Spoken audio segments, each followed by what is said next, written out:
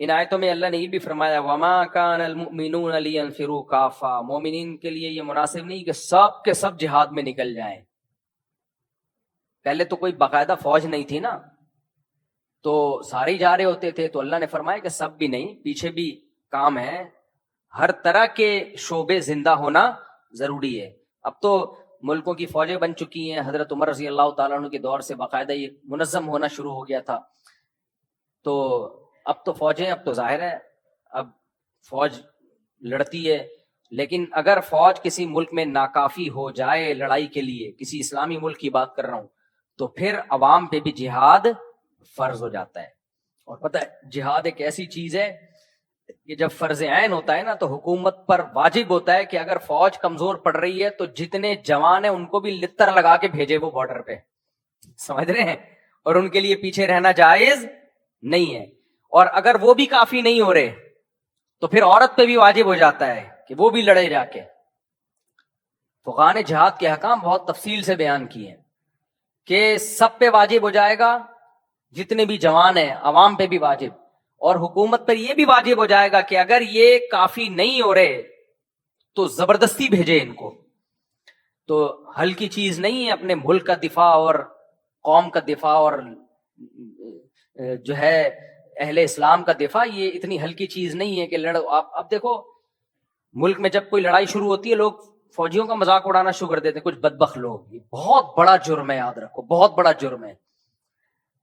ایسے موقع پہ جب جنگ ہو رہی ہو نا، جنگ، اس موقع پہ کوئی مذاق اڑائے نا اپنے فوجیوں کا، 100 اختلافات تو ہمیں بھی ہیں، میں بیان بھی کرتا رہتا ہوں. جنگ کے موقع پہ کوئی صحافی ایسی بات کر رہا ہے جس سے نیگیٹیوٹی پھیل رہی ہے، سمجھ لو یہ ملک کا غدار ہے. ایسے میں تو حق بھی چھپا لیا جاتا ہے، اس میں حق اور باطل نہیں دیکھا جاتا، اس میں یہ دیکھا جاتا ہے کہ کون سا ایسا کام ہے جس سے بارڈر میں لڑنے والے فوجیوں کے حوصلے پست ہوں گے. کوئی بھی ایسی بات کی جائے، ایسے میں حق بھی چھپا دیا جاتا ہے. اگر کسی کی غلطی ہے اس کو بھی پردہ ڈال دیا جائے گا. مثال کے طور پر کوئی کمانڈر میدان میں کھڑا ہوا فوجیوں کو حکم دے رہا ہے کہ آگے جاؤ، کوئی دوسرا آ کے بولتا ہے بھائی کمانڈر تو 2 نمبر آدمی ہے. یار اب کہنے کی کیا ضرورت ہے؟ اس کا مطلب یہ ہو کہ آپ امیر کی اطاعت اس کے دل میں اس کا جذبہ کم کر رہے ہو، تو یہ تو ڈی موٹیویٹ ہوں گے، یار ہمیں 2 نمبر آدمی کی اطاعت ہم کر رہے ہیں. بھائی اس موقع پہ جب جنگ ہوتی ہے، ایمرجنسی ہوتی ہے، اس میں سب نے مل کے فوجیوں کا حوصلہ بڑھانا ہوتا ہے اور سب نے متحد ہو کے دشمن کا مقابلہ کرنا ہوتا ہے. چاہے سوشل میڈیا پہ کریں، چاہے میدان جنگ میں، بھائی سارے اختلافات ایک طرف، لیکن ہم اپنے ملک کے ساتھ ہیں. سوال ہی پیدا نہیں ہوتا کہ ہم جب انڈیا نے اٹیک کیا تھا تو بڑا اچھا ایک لوگوں میں جو مخالفین بھی تھے وہ بھی حامی ہونا شروع ہو گئے تھے، لیکن کچھ بدبخت ایسے خبیث تھے وہ آخری دن تک مخالفت کرتے رہے ہیں ہماری فورسز کی. خود ہی لڑیں، ہم تو نہیں لڑیں گے، انہی کا کیا کرتا ہے، اس طرح کی بکواسات کر رہے تھے. لیکن جب ادھر سے میزائل داغے گئے ہیں اور پاکستان کو فتح ہوئی ہے تو پھر آ گئے، واپس پلٹ گئے نا. یہ منافقین کا یہی ہے، لا الہ ہاؤلا ولا الہ ہاؤلا. تو اس لیے میرے بھائی لڑائی میں جو ہے نا متحد ہو جایا کرو اور یہ کوشش کیا کرو یار ہمیں بھی موقع ملے بارڈر پہ جانے کا. ابھی جب مودی نے میزائل مارے تھے نا تو کئی لڑکوں کے فون آئے، مصعب ہمیں بھی لے کے جاؤ بارڈر پہ. میں کہتا یار میں خود کوشش کر رہا ہوں، ہم بھی 2-4 ٹھش پش کرنے جا کے کیا ہے، گولا آ گیا تو شہید ہو جائیں گے اور کیا ہے. سیدھا حدیث میں آتا ہے الجہاد مختصر طریق الجنہ، جنت کا سب سے شارٹ راستہ کون سا ہے؟ جہاد ہے.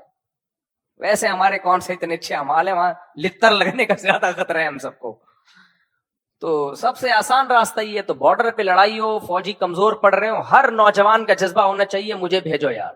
لیکن اللہ کا شکر ہے جب یہ بنیان مرصوص آپریشن ہوا تو بہت سے نوجوانوں کا جذبہ تھا، میرا اپنا بھی جذبہ تھا، لیکن کوئی لنک ہی نہیں مل رہا تھا کدھر سے جائے. میں نے کہا یار مزہ نہیں آ رہا تھا، خدا کی قسم بستر پہ مزہ نہیں آ رہا تھا یار. ادھر جاؤ یار 2-4 میزائل تو داغو نہ، جا کے انگلی کٹا کے ہی شہیدوں میں نام لکھوا دو.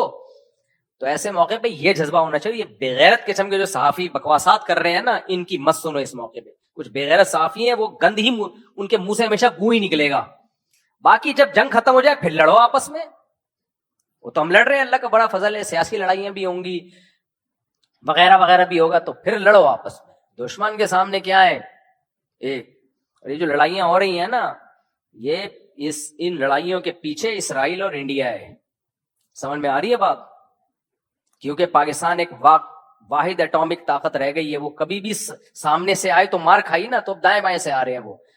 تو یہ اس لڑائی کو آپ یہ نہ سمجھو کہ یہ افضل جہاد نہیں ہے, یہ بہت بڑا جہاد ہے. کیونکہ یہ لڑائی جن سے ہو رہی ہے وہ اسرائیل اور اصل میں انڈیا کی لڑائی ہے. یہ وہ دونوں مل کے ہم سے لڑ رہے ہیں, کیونکہ پاکستان ایک واحد طاقت رہ گئی ہے. انہوں نے اس ملک کی واٹ لگانی ہے تاکہ کباب میں جو سب سے بڑی ہڈی ہے وہ سائڈ پہ ہو جائے.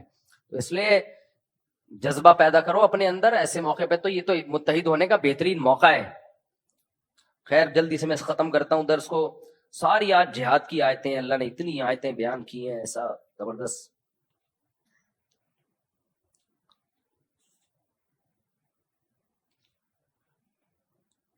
یا ایھا الذین آمنوا قاتلوا الذین یلونکم من الکفار ولیجدوا فیکم غلظہ.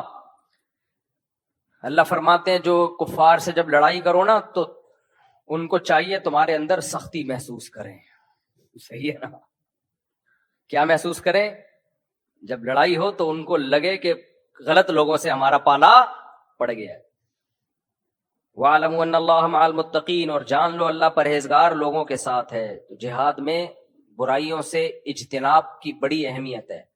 نماز کی پابندی, اللہ کا ذکر کثرت سے, ان سب چیزوں کا اہتمام کرنا چاہیے.